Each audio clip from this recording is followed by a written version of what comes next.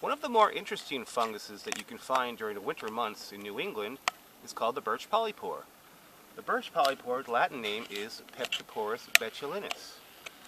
I find this mushroom very interesting because it has many medicinal properties. But before we go into the medicinal properties of the mushroom, let's talk about the physical characteristics of this beautiful fungus. Now you will notice that it's a type of bracket fungi. Underneath it, it contains pores rather than gills. A lot of mushrooms have gills. This one has pores, and this is where the spores will come out when it wants to release its spores and germinate and maybe land on another birch tree to fruit another mushroom.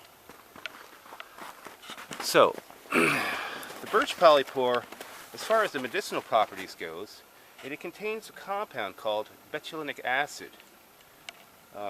It contains triterpenoids and polysaccharides. Now these compounds in this polypore, they're known to actually attack and kill cancer cells and reduce growth in tumors in certain types of cancers in humans and animals. It also is an antiseptic. People have actually made band-aids out of this mushroom. You cut a slice of it and you wrap it on a wound on your finger, and it actually sterilizes the bacteria. It kills bacteria. It also kills some types of viruses. It's an anti-inflammatory mushroom. Believe it or not, 3,300 years before Christ, in the northern Italy, Otzi, the Iceman, he was dug up in a glacier by scientists. I forgot what year it was.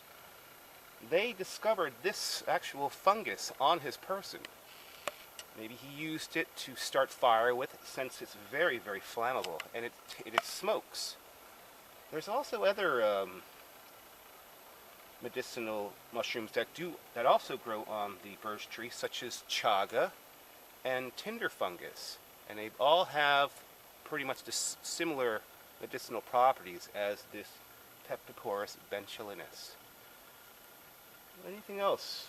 I can't really think of anything else, but oh yes, you can actually. Some people call this the knife strop or the birch strop, because they can get a knife and you can actually sharpen your knife if you cut it a certain way, and you can sharpen a blade. People used to sharpen their razors and shave with them. So that's why I think it's interesting, and it's fairly common in northern temperate zones in North America and Europe, and it's easy to find. And if you're out in the winter time and you don't really find many mushrooms, but you'll find turkey tails, you should usually come across these in some of the northern temperate zones. For more information about mushrooms, and perhaps go on one of my walks, look up www.mushroomwalks.com, and we'll maybe get together for a walk and learn some more about mushrooms and maybe do a workshop. Thank you.